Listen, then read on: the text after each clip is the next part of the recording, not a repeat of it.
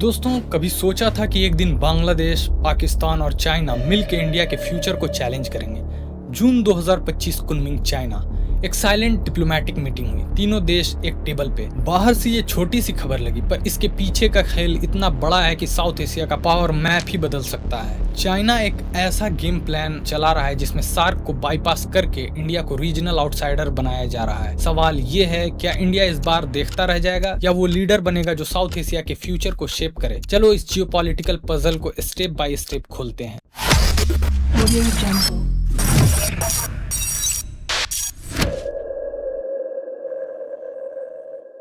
SAARC यानी south Asian association for regional cooperation कभी India के रीजनल लीडरशिप का सबसे बड़ा स्टेज था, लेकिन 2016 के उरी अटैक के बाद इंडिया पाकिस्तान टेंशन ने सार्क को कॉमा में डाल दिया। मीटिंग्स रुकी, समिट कैंसिल हुए और सार्क अब सिर्फ एक नाम बन गया। इंडिया ने इसके जवाब में बिम्स्टेक, आयोरा और इंडो पैसिफिक जैसे नए प्लेटफॉर्म बनाए, लेकिन सच कहूँ तो ये ज्यादातर कागज पे ही दिखाई देते हैं। ग्राउंड पे इनका असर कम है। इस वैक्यूम का फायदा उठाया चाइना ने। उसने एक नया मॉडल शुरू किया, ट्राइलेटरल डिप्लोमेसी।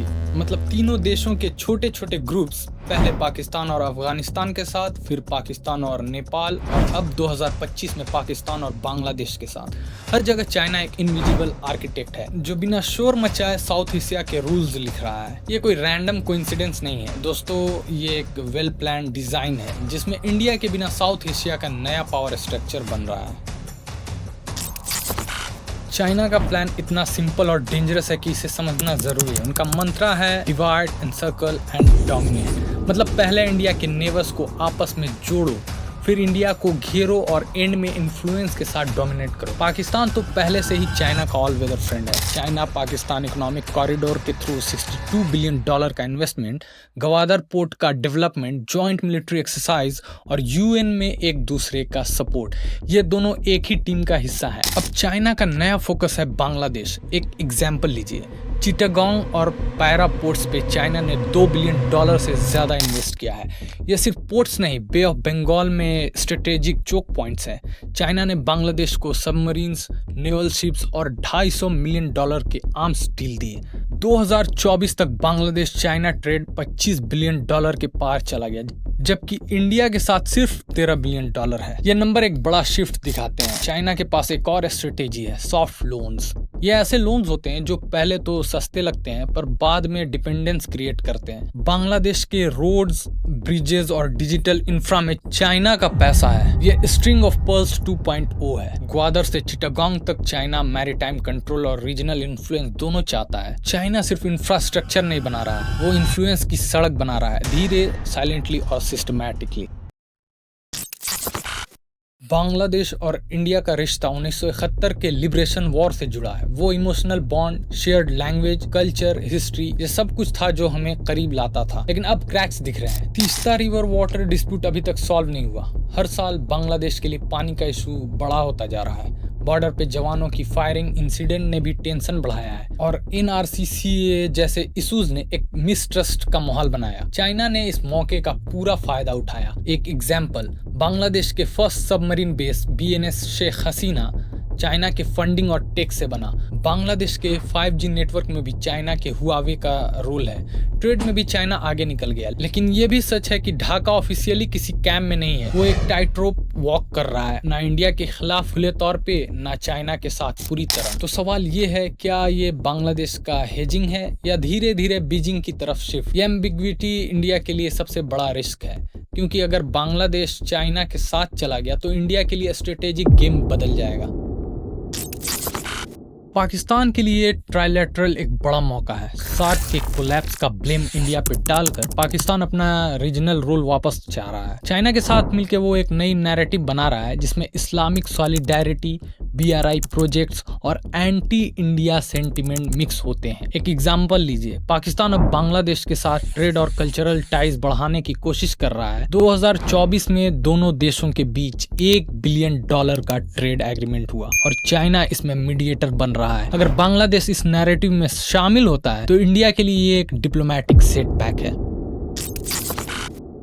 अब बात करते हैं इंडिया के सबसे बड़े रिस्क की, एनसर्कलमेंट। वेस्ट में पाकिस्तान चाइना एक्सिस, ईस्ट में बांग्लादेश चाइना कोऑपरेशन और बीच में सिलीगुड़ी कॉरिडोर। सिर्फ 22 किलोमीटर का नैरो स्ट्रिप है जो इंडिया के नॉर्थ ईस्ट को कनेक्ट करता है। सोचो अगर बांग्लादेश चाइना के ज्यादा करीब हो जाता है तो ये कॉरिडोर एक स्ट्रेटेजिक चोक पॉइंट बन जाए। अंडमान और निकोबार आइलैंड जो पहले इंडिया का सेफ बफर जोन था अब वल्नरेबल लग रहा है। ये ज्योग्राफी का खेल नहीं है, ये मिलिट्री स्ट्रेटेजी का मैप है और इस मैप में इंडिया सराउंडेड दिख रहा है। चाइना एक नया डिप्लोमेटिक मॉडल बनाया है, यूनिलैटरल डिप्लोमेसी। छोटे, फास्ट और फ्लेक्सिबल ग्रुप्स जो इंडिया को इंक्लूड नहीं करते। इंडिया अब भी पुराने बायलैटरल टॉक्स और स्लो फोरम्स पे डिपेंडेंट है। चाइना का मॉडल सिंपल है, no democracy debates, no delays, just results. छोटे देश इसे पसंद करते हैं क्योंकि उन्हें इंफ्रास्ट्रक्चर और पैसा चाहिए, लेक्चर्स नहीं। इंडिया के लिए ये एक वेकअप कॉल है, अपना गेम बदलो वरना पीछे रह जाओगे। अब इंडिया के पास सिर्फ एक ऑप्शन बचा है, एक कैलकुलेटेड स्ट्रेटेजिक रीसेट। साइलेंस और डिले का कॉस्ट होगा और वो कॉस्ट होगा साउथ एशिया में अपनी ही क्रेडिबिलिटी लूज करना। तीस्ता रिवर एग्रीमेंट को प्रायोरिटाइज करो, सिर्फ सिंबॉलिक जेस्चर के रूप में नहीं बल्कि बांग्लादेश के लिए इंडिया की स्ट्रेटेजिक सीरियसनेस का प्रूफ होना चाहिए। कल्चरल और पॉलिटिकल डिप्लोमेसी को एलिवेट करना होगा। बांग्ला लैंग्वेज, एजुकेशन एक्सचेंजेस और रीजनल मीडिया कोलैबोरेशन के थ्रू सॉफ्ट पावर रिबिल्ड करना होगा। बीमस्टेक को फंक्शनल बॉडी बनाओ जिसमें time bound infrastructure, maritime security और एनर्जी प्रोजेक्ट्स हों, स्पेशली बे ऑफ बंगाल के लिए। ईस्टर्न सीबोर्ड पे मिलिट्री पोस्चर को स्ट्रेंथन करो। अंडमान एंड निकोबार को एक fully operated tri service command बनाओ। जॉइंट एक्सरसाइजेज और मैरीटाइम सर्विलेंस को अपग्रेड करो। चाइना के इकोनॉमिक इन्फ्लुएंस को चैलेंज करो, नैरेटिव से नहीं, डिलीवरी से। बांग्लादेश, नेपाल जैसे नेबर्स को टारगेटेड, फास्ट ट्रैक्ड इंफ्रास्ट्रक्चर और डिजिटल इकोनॉमी प्रोजेक्ट्स ऑफर करो। नैरेटिव कंट्रोल भी रिक्लेम करो। इंडिया को अपने आप को डोमिनेंट पावर के रूप में नहीं बल्कि रीजनल इनेबलर के तौर पे प्रोजेक्ट करना होगा, जो सॉवरेनिटी रेस्पेक्ट करता है, डिक्टेट नहीं करता। जियोपॉलिटिकल लीडरशिप इनहेरिटेड नहीं होती, हर डिकेड में दोबारा प्रूव करनी पड़ती है। साउथ एशिया का स्ट्रेटेजिक थिएटर शिफ्ट हो रहा है। इंडिया के रिस्पॉन्स पे डिपेंड करेगा कि हम सेंटर स्टेज पे रहेंगे या खुद अपने ही रीजन में इररिलेवेंट बन जाएंगे।